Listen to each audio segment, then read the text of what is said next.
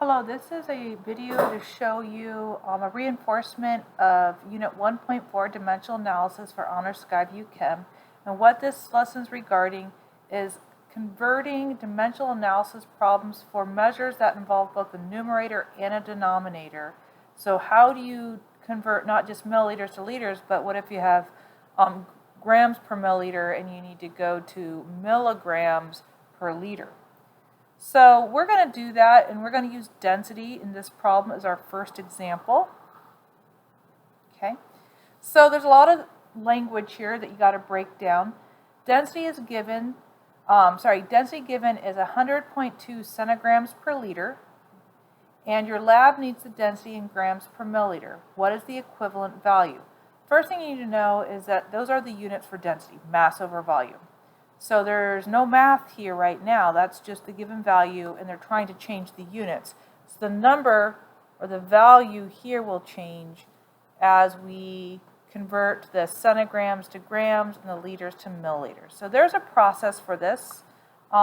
Within lesson 1.4 dimensional analysis numerator denominator problems in that module of Canvas, you will see another set of written steps, but I'm just going to give you the verbal look at it right now.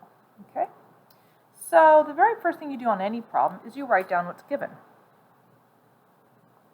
So 100.2 centigrams per liter.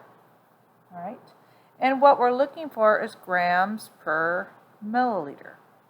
What's different about this dimensional analysis is that we are going to take the numerator units and we're going to convert them to grams just within our train tracks.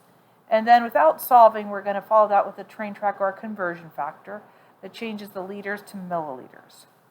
So I'm going to do that with a different colored pen so you can differentiate the problem, what we're trying to go to and what we're given, from what the conversion factors are that you need to have in your brain. So the very first thing we're going to do is we're going to try to get our centigrams to desired grams here. All right, so we want this to cancel out. So there's got to be an equivalency here, and it is because it's metric. So in our brain, you need to understand that 1 gram equals 100 centigrams.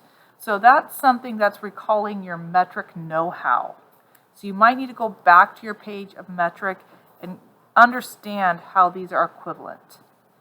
Then you can just go ahead and write 1 gram and 100 centigrams here. And what you've essentially done without solving for any math is you see you've converted your centigrams to grams by taking this value divided by 100. So what's left? Well, let's read across. Grams, good, and liters, not good. We need to get those liters into milliliters. So that's why we're going to go ahead and now convert our denominator into milliliters. So we know, and this is a little different, so look at this. So liters is downstairs, and we're trying to get milliliters downstairs. So that means you have control over this equivalency or conversion factor. And what we know to be true is that 1,000 milliliters equals 1 liter. Now you've got to make this conversion factor work for you to get this milliliters converted. So just do the logic here. So I'm going to go ahead and put train tracks here so you can really compartmentalize what we're doing. And what you're going to notice is I really need these liters, all right, to be on top, and I need the milliliters to be on the bottom because I'm going to be solving here for grams per milliliter, not grams liters or grams milliliters. All right, so let's look here. We're going to go ahead and say 1,000 then milliliters. All right, and I'm going to go ahead and change this to brown just so you keep your color thing going. Is equal to 1 liter. All right. So now here's what some kids don't realize is this is one conversion problem. So when you're multiplying through the top, you could almost look at it like this. Centigrams, grams, liters, divided by liters, centigrams, milliliters. So if I bring all the bottom units across, those cancel. And I'm left with grams per milliliter, what I was looking for. get that out of the glare for you. There's no reason to do this the long way. If you know that you are looking for grams per milliliter, you're following that right here. You can see that the liters cancel out because this is all one problem. And then you look critically and you're like, all right, centigrams are gone, liters are gone. Generally, we convert the numerator first and then the denominator just because our brain likes it. Okay, that was just a working conversion in our brain. So 100, let's grab the old calculator, 0.2, 100.2 times 1. And this you can just treat as a 1. This is a density, so it's a measurement that was in mass over volume. So if you need, as a math head, to have a little pseudo or ghost 1 here in your brain, go ahead.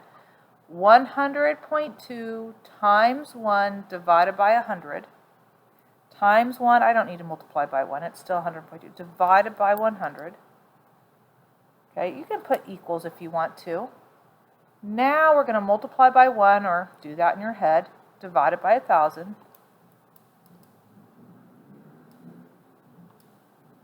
Alrighty, so 0.001002. How many digits are in my answer? Well, let's look at the starting given value.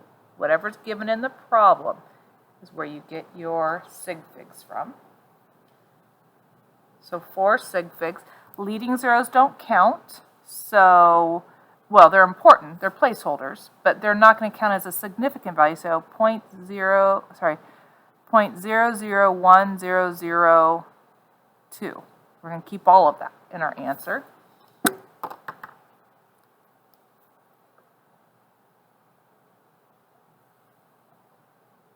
Okay, these are our significant values. Everything else is a leading zero, so a placeholder. So that is the density in grams per milliliter, which makes sense, all right, because grams is bigger than a centigram. Milliliter is smaller than a liter, but that's going to pan out to be kind of a smaller looking density. But these two densities are equivalent, just in different units, and that's what you've just done. So this is what your lab is looking for. Your lab's probably going to really like you to put this in scientific notation if it's that small. So you want to get used to that. Sorry, 1, 2, 3, -3. Okay. So you want to get used to seeing that in scientific notation as well. Okay, so that is one problem of how we change a numerator-denominator problem into a new value. All right. I will put another video showing another example, and so I'll get to the answer a little faster in the second video.